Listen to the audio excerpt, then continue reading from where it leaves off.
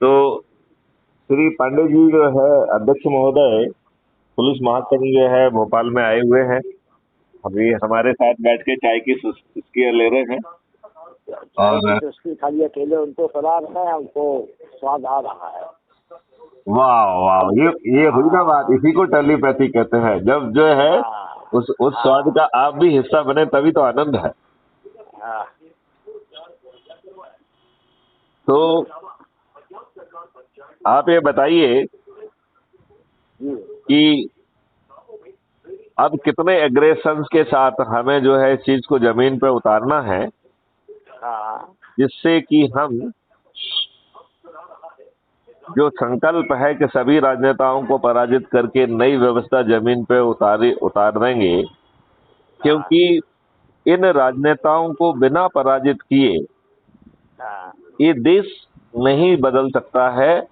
क्योंकि इस देश की जनता के साथ षड्यंत्र किया गया है, और जो अंग्रेजों के नियम कानून हम भारतीयों को अपमानित करने के लिए, शोषित करने के लिए, उत्पीड़ित करने के लिए बनाए गए थे, इन दुष्ट राजनेताओं ने उन्हें शब्दशः हमारे ऊपर आज भी थोप के रखा है। और जो क्रूर व्यवस्था, बादशाही व्यवस्था, जो हमारे फ्रीडम फाइटर्स की बिना गलती हुए उन्हें फांसी के फंदे पर चढ़ा देते थे, दुर्भाग्य से वो भी हमारे ऊपर अभी लदी हुई है। ये वही कंडक्ट रूल हमारे ऊपर बंधे हुए हैं, जिसके माध्यम से मुट्ठी भर अंग्रेजों ने हम भारतीयों को उत्पीड़ित करने के लिए उपयोग करते हुए जो व्यवस्था लादी थी, दुर्भाग्य से इन दुष्ट राजनेताओं ने वह व्यवस्था आज भी अपने देशवासियों पर थोपी हुई है, जो पूरी तरह से अपारदर्शी है, भ्रष्ट भी हो चुकी है, और न्याय से उसका कहीं दूर दूर का वास्ता नहीं रह गया है। और ये स्वयं जो राजनेता हैं, ये स्वयं जो है अपराधी भी है, बाहुबली भी है, और दल बदलू भी हैं। इन्होंने इस व्यवस्था को अपना चरण सेवक बना लिया है। आज ये बताइए, जो पुलिस जिसको चाहिए कि इन लोगों को जेल में बंद करे, आज उन्हीं लोगों को सलूट करने में विवश है। आपके पांडे जी ने मुझे एक किस्सा सुनाया था, उनके अपने एहसास का हिस्सा था कि एक केस रजिस्टर हुआ और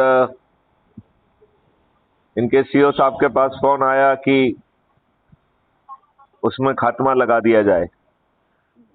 और शिवपाल जी खुद पहुंच के उन्होंने बहुत उत्पात मचाया और अपने सामने जो ना खात्मा वगैरह लगाया और बड़ी तोड़फोड़ की। तो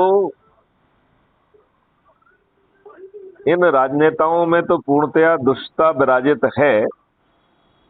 मैं जब महसूस करता हूं तो मुझे लगता है कि जो पुरानी कहानियों में कहते थे कि राक्षस का जान जो है तोते में है, ये तोते जो है ये राजनेता ही हैं। अब इन तोतों को पराजित करके ही देश को सही मायने में आजादी और भारत की हर जनता को एक अच्छा भारत दिया जा सकता है, जिसमें टेक्नोलॉजी का यूज करते हुए हम न केवल अपने देश को अपराध मुक्त और भ्रष्टाचार मुक्त बना सकते हैं, बल्कि हम इसे कर मुक्त भी, टैक्स फ्री भी कर पा सकेंगे। और विकास के लिए हमारे पास 20 गुना ज्यादा राशि होगी। तो जब विकास के लिए 20 गुना ज्यादा राशि होगी, तो फिर लोगों से टैक्स के रूप में अत्याचार क्यों?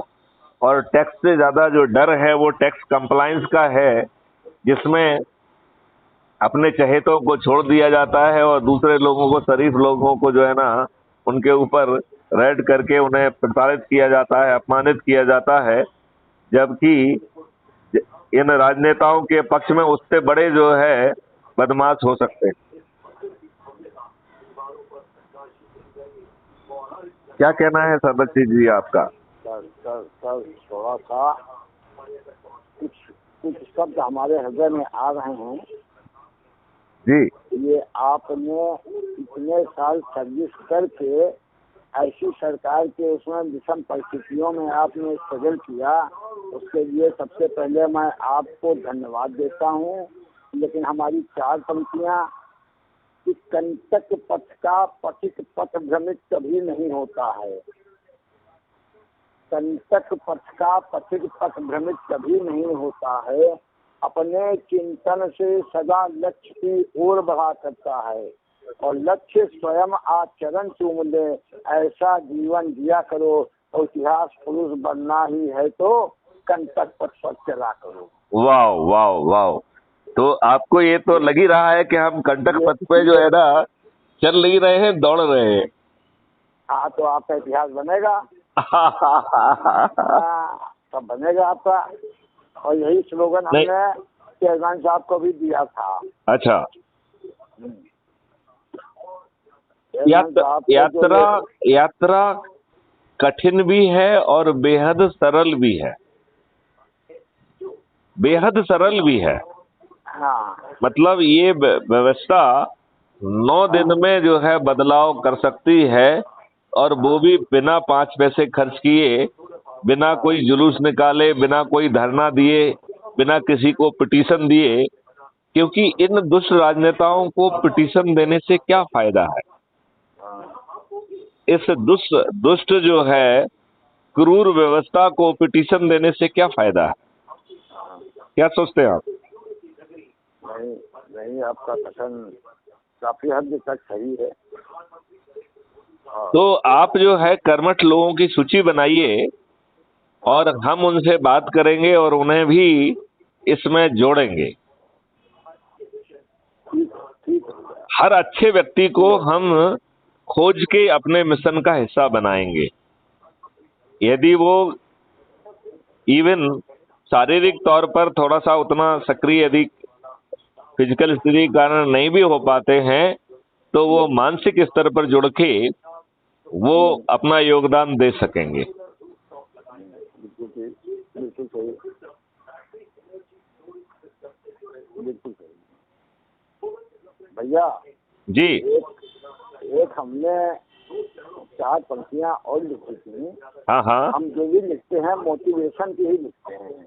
बहुत सुंदर, बहुत सुंदर। समाज में मोटिवेशन पहुँचे और हमारे हृदय में क्या है ये समाज जाने। बिल्कुल सही। उसके अगर उस पर चलेगा तो उसको भी लाभ होगा और तब हमारी पंक्तियाँ जो है वो सार्थक भी होंगी। बहुत सुंदर। हमारे हृदय में तो खाली हम इसीलिए किसी कवि सम्मेलन में नहीं जाते हैं। और किसी उसमें एक बार एक कवि सम्मेलन में हमको जबरदस्ती बैठाया गया था और वो सम्मेलन ये था कि जयंती थी आपके नवाराशि की। हाँ हाँ, वाह। मैथिली शरण गुप्त की जयंती थी, उसमें हमको बैठा दिया गया मंच पे। अच्छा। तो हमने तुरंत वहाँ पे पंक्तियाँ लिखी थी। उनकी 2 लाइनें अपने आप ले करके मैंने उसका उत्तर दिया था। अच्छा। मैथिली शरण जी ने लिखा था कि अबला जीवन तेरी क्या है यही कहानी है, आंचल में दूध और आँखों में पानी। तो इन पंक्तियों को ध्यान में रखते हुए हमारे लिखे गए उत्तर को ध्यान देना। आपको आनंद भी आएगा और आपको अपने भाई के हृदय की योजना और चाहत ये आपको नजर आएगी। वाह वाह वाह। कि हो राष्ट्र मान के मान बिंदु तेरा अभिनंदन करता हूँ। हे मातु शारदे के सपूत एक उत्तर तुमको देता हूँ। गर्भा जाए मेरा उत्तर आशीष रंच भर दे देना या फिर मातु शारदे का केवल कपूत ही कह देना। अब वो 2 पंक्तियाँ और हमारा उत्तर सुनिए। अबला है नहीं सबला है यह, नर से नारी है शक्तिमयी। नव संतत की यह पालक है, दुष्टों की है कालजयी। आंचल में इसके अमृत है, बतलाओ इसको दूध नहीं। और आंचल की लाज न रख पावे वह उस माई का पूत नहीं। वाह वाह, बहुत सुंदर, बहुत सुंदर। ममता का सागर है उर्मे, ममता का सागर है उर्मे, ममता का सागर है उर्मे जो स्नेह का सागर रखता है और स्नेह बांध को तोड़ तोड़ वो ही नैनों से बचता है। डर वाह। आ जाए मेरा उत्तर आशीष दंश भर दे देना, या फिर मातु शारदे का केवल कभी कोई कह देना। वाह और वाह, उस बहुत कवि सुंदर। सम्मेलन में भाई साहब वो स्थिति बनी थी कि जितने कवि थे सबने हमारे ऊपर इतने माले लादे थे कि जितना हमारा वजन नहीं था। नहीं नहीं, और आपने आपने संचालक जो था उसका, हम्म। उसने बहुत बड़ी बात कही थी कि यदि आज वैंकी शरण गुप्त जी जिंदा होते तो एक माला आपको वो भी पहनाने के लिए आते। पक्का आते, पक्का आते, पक्का आते। हाँ, ये सुन पक्का करके हमारे आते। हृदय तो हाँ। आप बताइए, जो व्यक्ति, आप वही बात तो कह रहे हैं जो उन्होंने कही है, नर हो नर रास हाँ, करो मन को, कुछ काम करो कुछ नाम करो। हाँ, ये हाँ, यह व्यर्थ ना हो जीवन हो, कुछ काम करो कुछ हाँ, काम करो। हाँ, और वही स्थितियाँ आने वाली हैं। हाँ हाँ और उन स्थितियों को आगे ले जाने का काम लेखनी ही करेगी। हमारा मानना ये है, लेखनी ही 100, 200, 400 लोगों को रोज उत्पन्न करेगी। बिल्कुल बिल्कुल बिल्कुल। हमने दीपक को देखते हुए दिमाग में ये बात आई कि किसी भी मांगलिक कार्य में दीपक क्यों जलाया जाता है। दिमाग में हमारे ये बात आई कि दीपक क्यों जलाया जाता है। हाँ हाँ। तो हमने उस पर लिखने का प्रयास किया, उसमें मोटिवेशन। अच्छा, मैं इसके पहले आप उसको कहे, हाँ, ये दीपक जो है अंधेरे के लिए उद्घोष है कि अब तेरा अंत निकट आ गया है। हाँ, तो वही उसी पे हमने लिखा भी है। अच्छा, आप बताइए, अब आपकी बात सुनते हैं। हाँ दीपक की जलती हुई लौ को कहते हैं दीप शिखा। हाँ हाँ। दीपक की चोटी तो लिखा कि है दीप शिखा है नमन तुम्हें, पर हित संघर्ष सिखाती हो, और खुद तो पीती हो अग्नि जलन, सबको प्रकाश दे जाती हो। वाह वाह वाह वाह वाह। मंद पवन के झोंके से, ये सामाजिक जो है चेतना डालने के लिए लिखी कि मंद पवन के झोंके से मदमस्त तेरा ये लहराना, तूफान थपेड़ों से लड़कर दावा नदका है बन जाना, या परम पराक्रम ही तेरा सोई हुई शक्ति जगाता है, और निर्बल न बनो उद्दंड करो संघर्ष का पाठ पढ़ाता है।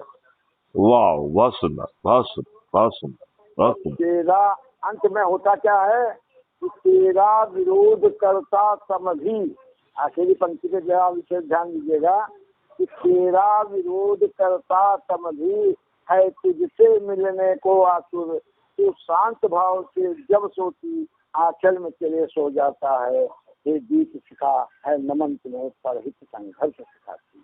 वाह, बहुत सुंदर बहुत सुंदर। दीपक के बुझने के बाद जो वो कालिमा आती है वही तम का प्रतीक है। वाह वाह, बहुत सुंदर बहुत सुंदर। हाँ, बहुत सुंदर, बहुत ही सुंदर। ठीक है भाई साहब, ये मैं अपने को बड़ा भाग्यवान समझ रहा हूँ कि मेरे भैया ने हमारी भावनाओं को परखा है, हमारी भावनाओं को जाना है, और हमसे इतना स्नेह करके भैया हमको रोज बताते थे जी। कि पांडे जी बताते थे कि आपकी चर्चा एक बार जरूर करते हैं। तो ये हमारे लिए बहुत बड़े गौरव की बात है। मैं जरूर आपके बारे में बात करता हूँ, जरूर से बात करता हाँ, हूँ। हाँ, चलिए, मैं अब आपका नंबर मेरे पास आ गया है, तो मैं आपको फोन लगा लिया करूंगा, और मैं चाहूंगा कि क्राइम फ्री भारत को आपकी कविताओं की ओज से जो है और परिपक्वता मिले, और ये संदेश जो है जब जन जन तक पहुंचेगा और वो आपकी वाणी में उसे सुनेंगे, तो जो जोश आपने हमें भरा है वो जोश आम जनता भी महसूस करेगी, और उसका जोश जो है जल्दी से जो है अपराध मुक्त भारत, भ्रष्टाचार मुक्त भारत, समृद्ध और निरोगी भारत, टैक्स फ्री भारत को जमीन पे उतारने का कृत संकल्प और जो है ना बड़ा हो जाएगा, और हम अपने लक्ष्य को बहुत आसानी से हासिल कर सकेंगे। आपका हम अभिनंदन करते हैं, आपका अभिनंदन करते हैं। चलिए, भावों को चलिए, जब भी आपको फुर्सत होती है और इस तरफ आने का विचार बनता है तो आप आइए, महाकाल के दर्शन करिए, महेश्वर जी के दर्शन करिए, ओमकारेश्वर जी के दर्शन करिए, और आपको जहाँ पे भी घूमना है वहाँ पे आप घूमिए, क्या प्रॉब्लम, ठीक है ना। ठीक ठीक। चलिए चलिए, जय हिंद, जय भारत, वंदे मातरम। वंदे मातरम, वंदे मातरम।